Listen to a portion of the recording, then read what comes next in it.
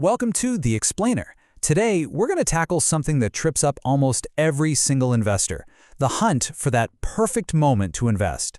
We're going to dive into some key insights from a speech by Aashish P. Somaiyaa to really understand why chasing perfect timing is pretty much a losing game. All right, so here's our game plan. First up, we're going to bust the myth of perfect market timing wide open. Then, we'll figure out who the real enemy is when we invest, and trust me, the answer is going to surprise you. We'll also take a ride on the market's emotional roller coaster, discover the amazing power of just doing nothing, and finally, see why a slow start can actually be a fantastic advantage. So let's get right into it with this brilliant analogy that just perfectly nails our obsession with getting things done with maximum efficiency. I mean, come on, who doesn't feel this? This is what we all want out of life. And when it comes to our money, oh boy, that's the ultimate dream, isn't it? To put our cash in right at the bottom, just seconds before the market takes off like a rocket. This right here shows you how that plays out.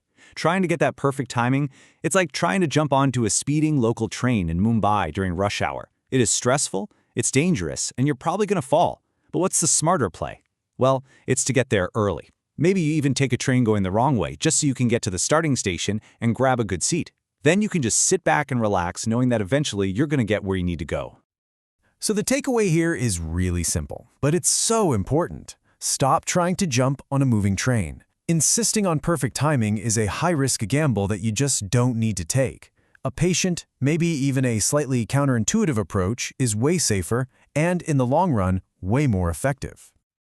Okay, so this idea of patience, it leads us straight into one of the most famous, most quoted pieces of investment advice in history.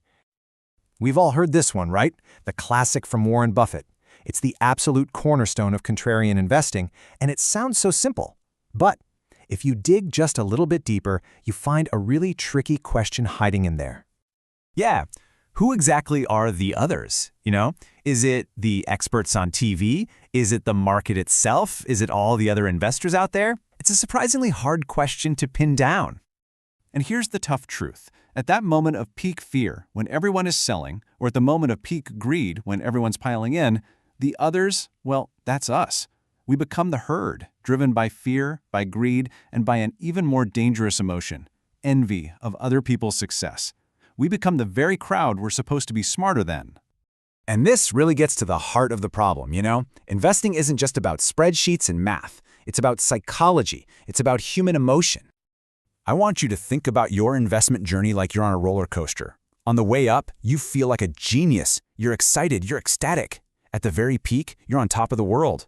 And then, the stomach drops. You're going down, and all you feel is fear, panic, and this horrible regret. At the very bottom, you're just filled with despair, convinced it's all over. And that is the exact moment the ride starts to climb all over again. Our emotions are almost perfectly mismatched with the right thing to do.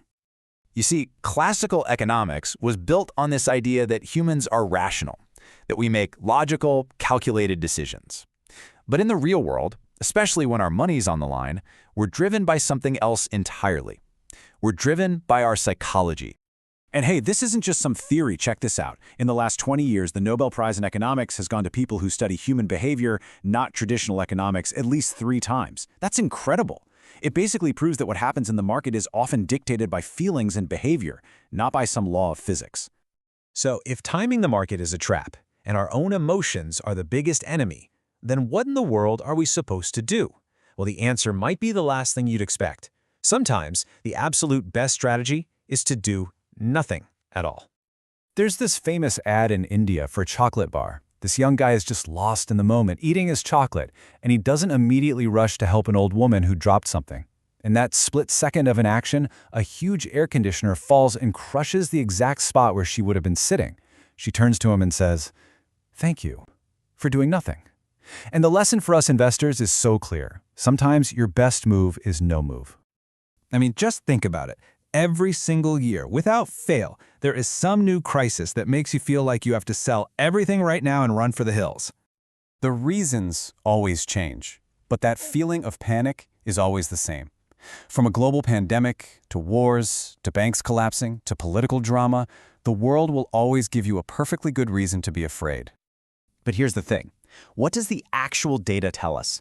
On average, the market takes a pretty big dive, like 15 to 20%, at some point every single year. And yet, despite that scary drop, it has finished the year with a positive return in 20 of the last 25 years. So reacting to that short-term pain often means you miss out on the long-term gain. Okay, let's look at a practical example of how this all plays out, and how our intuition about what success looks like can be completely backwards. So imagine two people, investor A and investor B.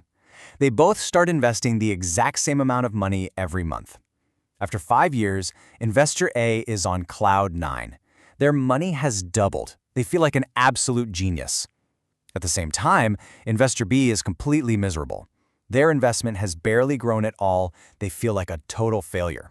Now their advisor tells both of them, just stick with the plan, keep going for another 5 years. So they do.